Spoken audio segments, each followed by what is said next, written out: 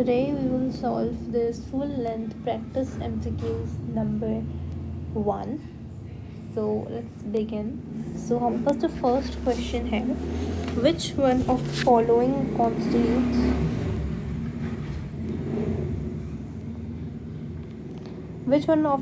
constitutes the best reason? अब यहाँ पर लिखा हुआ है best reason, ठीक है, best reason for distinguishing the living form from the non-living. Living को नॉन लिविंग से क्या चीज़ अलग करती है? अब वी हैव मल्टीपल ऑप्शंस यहाँ पे, जैसे कि we have irritability, respiration, excretion, reproduction, locomotion and growth and locomotion. अब यहाँ पे उन्होंने बोला कि हमें बेस्ट आंसर चूज़ करना होता है. अब these basically known as BCQs हम जिनको बोलते हैं कि सारे आंसर्स मिलते जुलते हैं.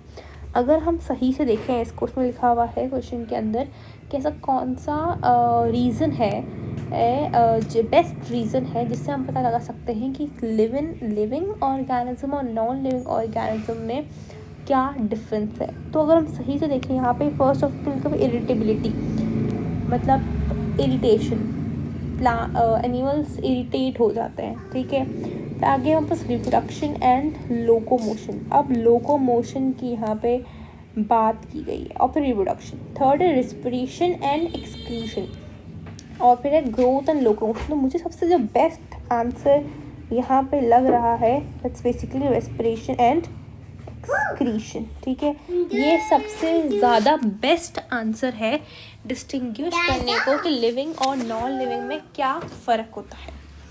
आगे है rate of growth of stem is measured by.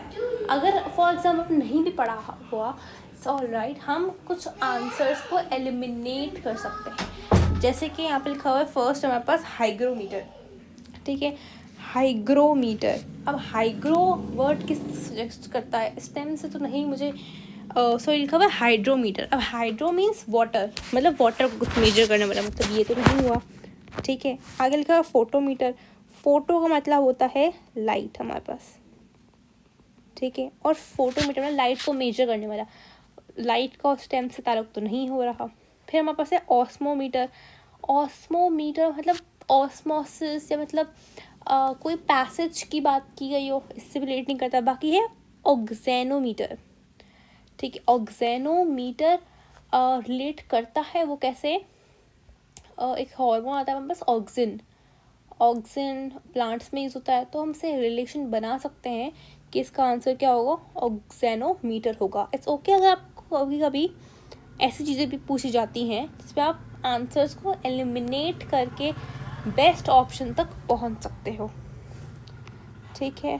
Third है characteristic features of the living being के करेक्टरिस्टिक्स फीचर कौन से हैं? तो देखा जाए तो इतने सारे हैं. अब हमारे पास ऑल ऑफ दीज का भी एक ऑप्शन है, तो यहाँ पे ऑल ऑफ दीज हो जाएगा. क्योंकि मेटाबॉलिक एक्टिविटी भी हमारे पास सही है, इरिटेबिलिटी भी सही है और रेस्पिरेशन एंड रिप्रोडक्शन भी सही है हमारे पास. तो यहाँ पे क्या हो जाएगा? All of these. फिर है botanist believe that first plants. अब यहाँ पे उन्होंने बात कर दी है कि first plants which originated on the earth were what. अब अर्थ के ना सबसे पहले प्लांट्स जो ओरिजिनेट हुए थे वो कौन थे? हमें पता है कि अर्थ के सबसे पहला जो सेल था वो बैक्टीरिया था, ठीक है. अब वहीं से लगा दो, बैक्टीरिया वन सेल था, फिर अलगा बनी होगी, फंजाई बना होगा, इसलिए मैं लगा देती हूँ अलगा एंड फंजाई. मेरे पास होता है ये फर्स्ट ओरिजिनेटेड प्लांट्स थे, मतलब फर्स्ट प्लांट्स थे जो ओरिजिनेट हुए थे अर्थ पे, और ये बॉटनिस्ट यही चीज़ बिलीव करते हैं. आगे है ultimate source of energy in ecosystem is what. Ultimate source क्या होती है हमारे इकोसिस्टम में एनर्जी की? सो दैट्स ऑब्वियसली सनलाइट है तभी तो एक सोर्स बन रही है, क्योंकि सनलाइट ना होती तो प्लांट्स हमारे फोटोसिंथेसिस नहीं करते तो हमारे पास और फूड नहीं बनता, और हम कैसे प्लांट्स को कंज्यूम करते, तो हम कैसे ग्रो होते, ठीक है. तो अल्टीमेट सोर्स तो हमारे पास सनलाइट ही है. नाउ आगे है there is interdependence amongst living beings एक दूसरे पे इंटरडिपेंडेंट है. क्योंकि बेसिकली अगर देखा जाए तो इतने सालों से इतने एडजस्टमेंट्स करते आ रहे हैं, क्योंकि हमारे पास पहले प्लांट्स हुआ करते थे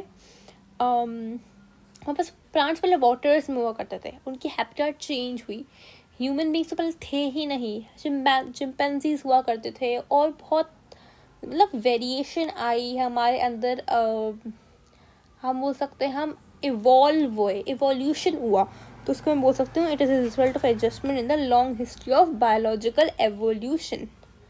ठीक है,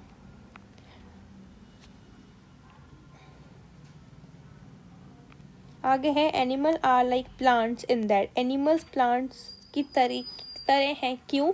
क्योंकि वो रेस्पायर करते हैं during day and night, plants and animal respire करते हैं डे एंड नाइट।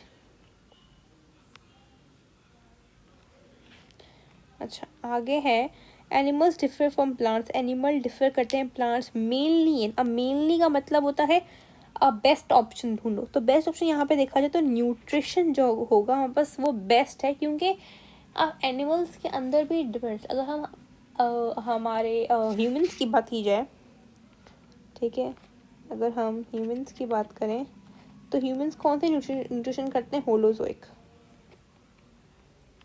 हम होलोजोइक न्यूट्रिशन करते हैं। ठीक है, अब एनिमल्स तरह तरह की करते हैं, कुछ सेप्रोफाइटिक होते हैं, कुछ हमारे पास डिकम्पोजर्स होते हैं, कुछ कैसे होते तो कुछ कैसे होते हैं। आगे है the fundamental substance of all living beings, fundamental substance कौन सा है? यहाँ पे प्रोटोप्लाज्म एक सही ऑप्शन माना जाएगा। ठीक है, आगे है what is the most important property of water for which it is needed in the body, सबसे क्या इम्पॉर्टेंट प्रॉपर्टी है वाटर की जिसकी वजह से वो ज़रूरत है उसकी? तो सबसे इम्पॉर्टेंट अगर प्रॉपर्टी की बात की जाए, क्योंकि एक यूनिवर्सल सॉल्वेंट है इसकी वजह से। ठीक है, आगे है a plant cell differs from an animal in the absence of, plant cell animal cell से क्यों डिफर करता है? क्या चीज़ एब्सेंट है? सेंट्रियोल्स नहीं होते प्लांट सेल के अंदर। ठीक है, mitochondria will be found in abundance in cells of the tissue having, mitochondria कौन से सेल्स के अंदर अबंडेंटली पाया जाता है जहाँ पे मैक्सिमम एक्टिविटी होगी? ऐसा क्यों? माइटोकॉन्ड्रिया का काम क्या होता है? एटीपी बनाना, एटीपी से मुराद यहाँ पे एनर्जी। अब जहाँ पे मैक्सिमम एक्टिविटी होगी, जहाँ पे सबसे ज़्यादा मेटाबॉलिक रेट होगा, वहीं पे माइटोकॉन्ड्रिया की सबसे ज़्यादा ज़रूरत होगी। आगे है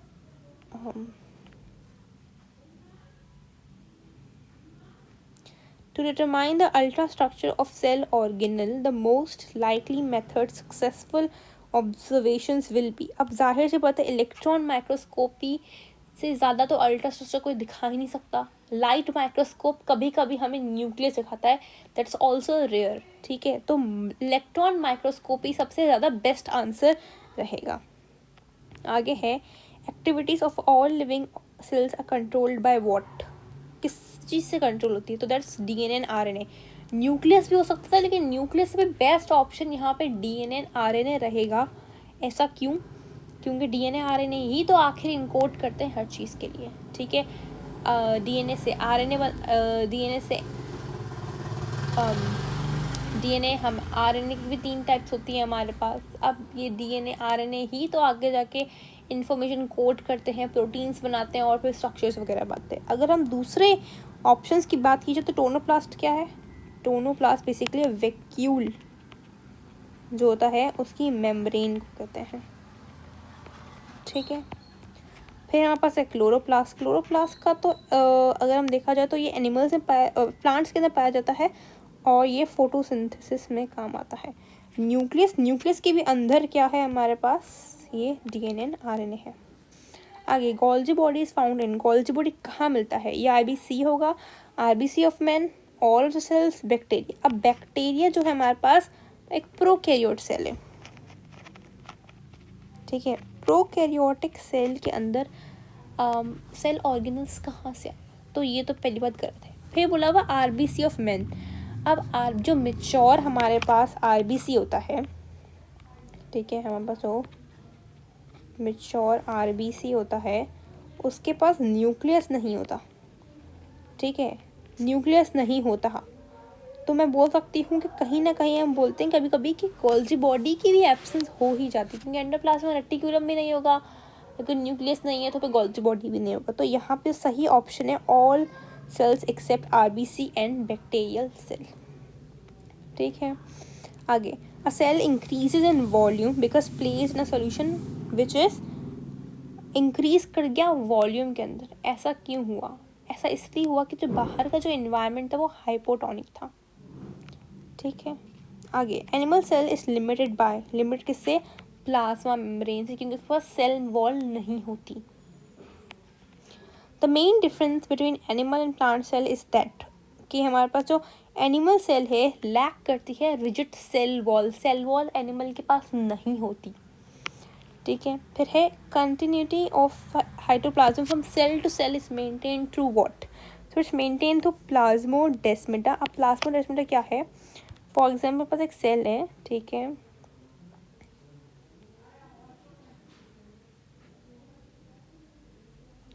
अब इस तरीके से कुछ बना हुआ होता है, स्ट्रक्चर होते हैं हमारे पास।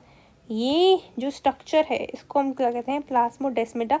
अब यहाँ पे देखो कि ये जो साइटोप्लाज्म वो यहाँ से फ्लो ऐसे फ्लो कर रहा है। तो मैं बेसिकली ट्रांसपोर्टेशन के लिए भी हमारे पास प्लाज्मोडेस्माटा काम आता है, और दो सेल्स को जोड़ने के लिए, मतलब जो कंटिन्यूटी है साइटोप्लाज्म की वो मेंटेन थ्रू किससे होती है? प्लाज्मोडेस्माटा से। ठीक है, अच्छा,